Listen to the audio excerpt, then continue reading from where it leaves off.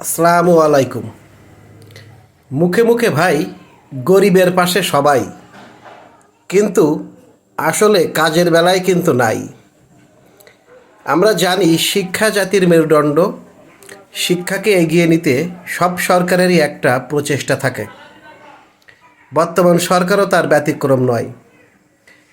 দীর্ঘদিন ধরে শুনে আসছি বছরের শেষের দিক থেকে যে বাজারে নিষিদ্ধ নোট গাইড এগুলো রাখা যাবে না, বিক্রি করা যাবে না। অথচ আজ পর্যন্ত কিন্তু বন্ধ হলো না সেই নিষিদ্ধ নোট গাইড। আর যখনই সরকার এমন উদ্যোগ নেয় তখনই কোম্পানিগুলো বইয়ের উপরে ছোট্ট করে লিখে দেয় শিক্ষা সহায়ক বই।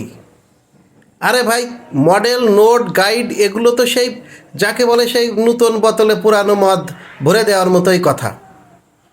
তো বর্তমান সরকারের কাছে এ ব্যাপারে সুদৃষ্টি কামনা করছি, যাতে সর্বনাশা এই নোট গাইড বাজার থেকে নিষিদ্ধ করা হয়।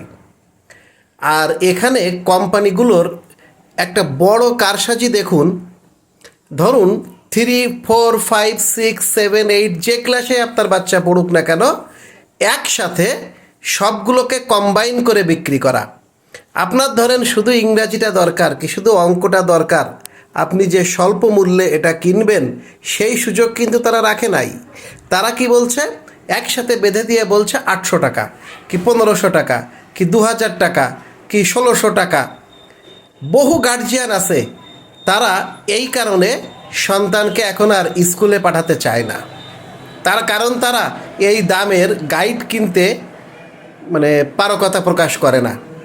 আর আমাদের দেশের প্রাইমারি থেকে হাই স্কুল সবখানেই এই গাইড কেনার ব্যাপারে একটা অদৃশ্য কড়াকড়ি থাকে। তাই বর্তমান নিরপেক্ষ সরকারের কাছে আমি ক্ষুদ্র মানুষ, ক্ষুদ্র নাগরিক, আমার উদাত্ত আহ্বান, এই সর্বনাশা নোট গাইড এগুলো নিষিদ্ধ করা হোক। আর যদি তা না হয় তাহলে কোম্পানিগুলোকে এভাবে মোটিভেট করা হোক বা চাপ দেওয়া হোক, যাতে শিক্ষার্থী তার প্রয়োজন অনুসারে তার প্রয়োজনের গাইডটা কিনবে। তার যেটা প্রয়োজন নয় সেটা যেন কেনা তার না লাগে বা তাকে না বাধ্য করা হয়। দেশের গরিব এবং মেধাবী এবং সাধারণ শিক্ষার্থীদের এগিয়ে নেওয়ার জন্য এবং সহযোগিতা করার জন্য সরকারের কাছে আহ্বান, সরকারিভাবে যেন এই প্রচেষ্টাটুকু নেওয়া হয়। ভালো থাকবেন সবাই, ভালো থাকুক বাংলাদেশ।